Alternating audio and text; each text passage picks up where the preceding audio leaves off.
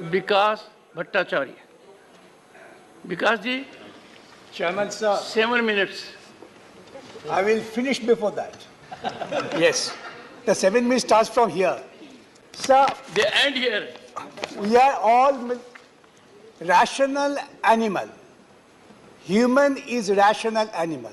The difference is rationality and animality. This rationality has driven us to move forward. The human civilization has advanced step by step. We have never seen that the civilization has gone backwards. When the Constituent Assembly was discussing about the Constitution, you are well aware the role of governors were discussed. It was decided upon discussion the governor cannot be another source of power. Governors should act following the advice of the elected representatives and the representative of the government. This is a settled principle. And on the basis we have advanced to a people's government where the governor was an ornamental constitutional head to keep liaison with the center. The basic principle was that the federal principle and federal governance as per our constitution is carried forward. When the constitution was adopted, then Delhi was not a state. That was the union territory. Like many others, I am not going to give examples. That rationality has driven us to go forward and advance to the stage that the Delhi would be a state with certain restrictions. And the people will have the right of governance through their representative. This was the advancement of the Constitution. That's why the Constitution Amendment and 239 AA was incorporated. Now what we see, we find today that we are going backwards. The governor or the bureaucrats, they are bound by the constitutional principle and constitutional morality to be answerable to the elected representative. That is the republic. That's the republic, democratic republic, the constitution makes us thought of. No question of this party and that party. That was the result of independent struggle. I know some people did not have the legacy of independent struggle. They might have a different outlook, different thought. But this representative government is the outcome of independent struggle which the people fought, giving their lives, sacrificing lives, not surrendering their own right at the behest of the British mercy. Now this, and what this rule is, what this bill for? Bill is sought to replace the ordinance. Why the ordinance came for? Let us analyze stage by stage. I am not going to have a quarrel with this party or that party. The House is for discussion of the constitutionality of this bill. Nobody questions the power of Parliament. Having power is one thing, but exercise of power is wisdom.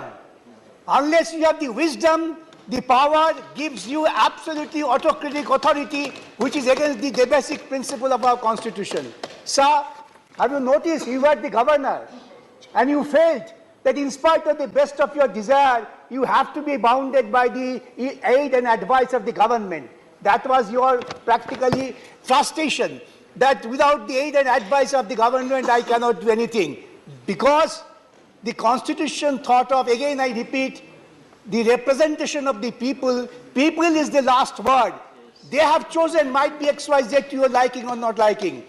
In the Delhi bill, have you seen? I have never seen.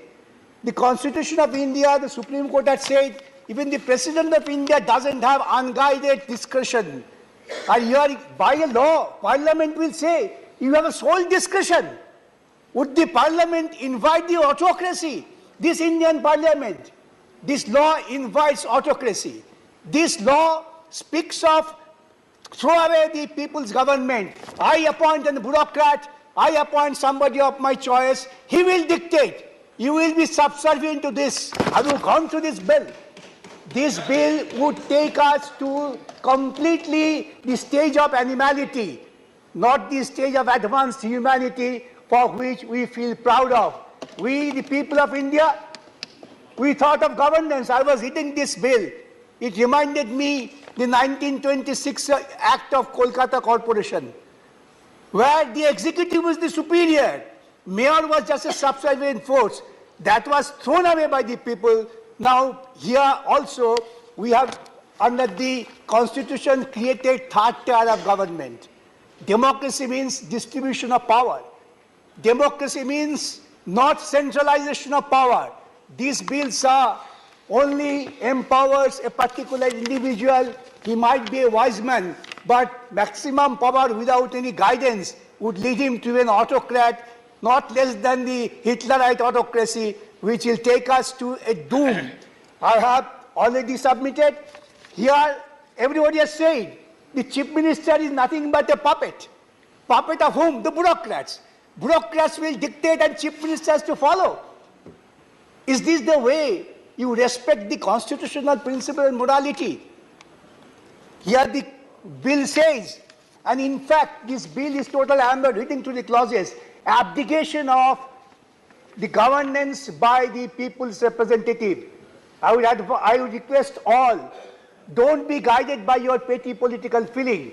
This will lead to a situation, tomorrow I will say the Orissa government, Orissa chief minister has to be subservient to the governor, I pass rule. What would you do? The home minister's praise in the meeting would not give you result. They will say there is a precedent. Parliament has passed such a law. Lord, you have already given me a caution. I said I will finish within the time. I'll finish with the appeal to everybody, even to the Treasury bench. Don't be trapped with such a bill which ultimately will kill you.